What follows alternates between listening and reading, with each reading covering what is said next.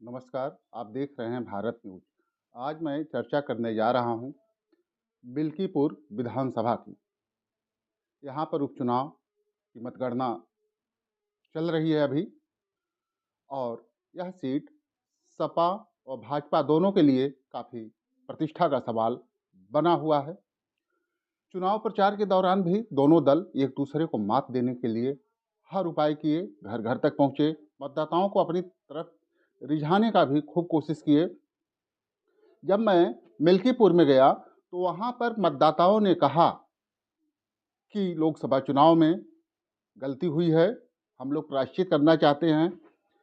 उस समय वो बातचीत का सिलसिला था, बातचीत चलती रही।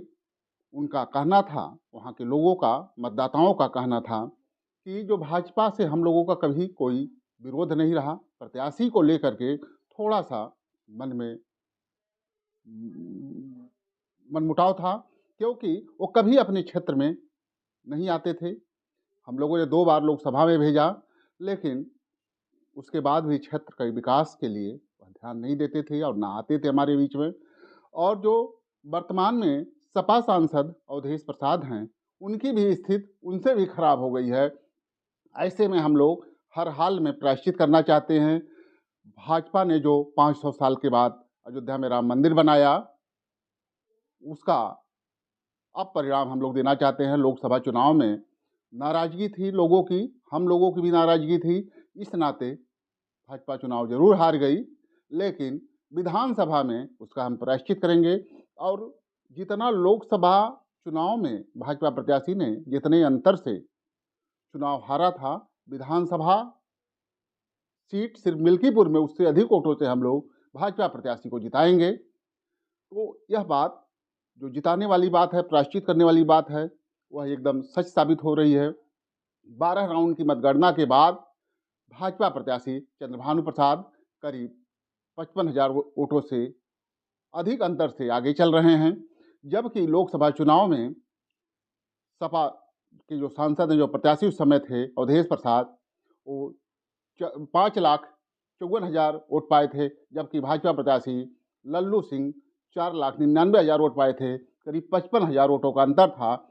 और मिल्कीपुर जो अयोध्या लोकसभा सीट की 5 विधानसभाओं में से एक ही विधानसभा है, वहाँ पर ही इससे ज़्यादा अंतर से अभी भाजपा प्रत्याशी आगे हो गए हैं।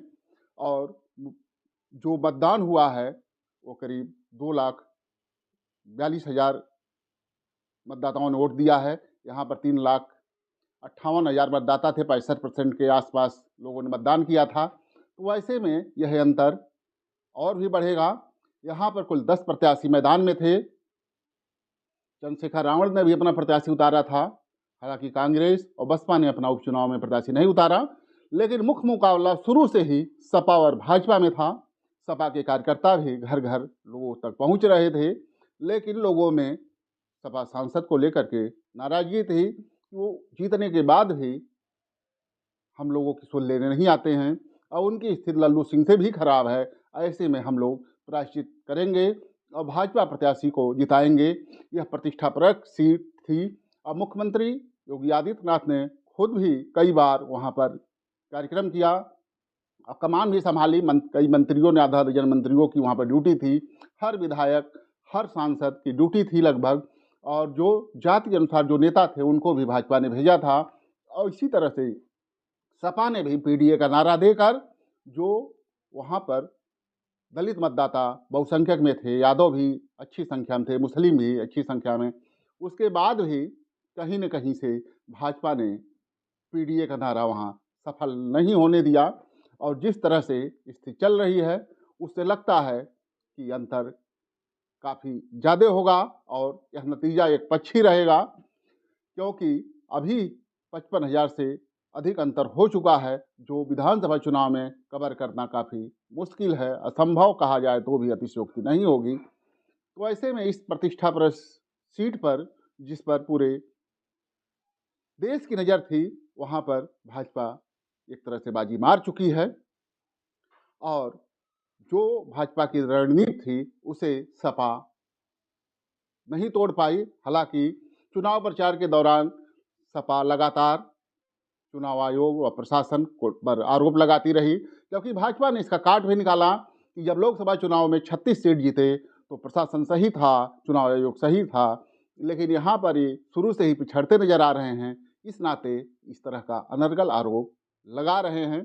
और जो मिल्कीपुर विधानसभा सीट है, यहाँ से भाजपा की जीत निश्चित है।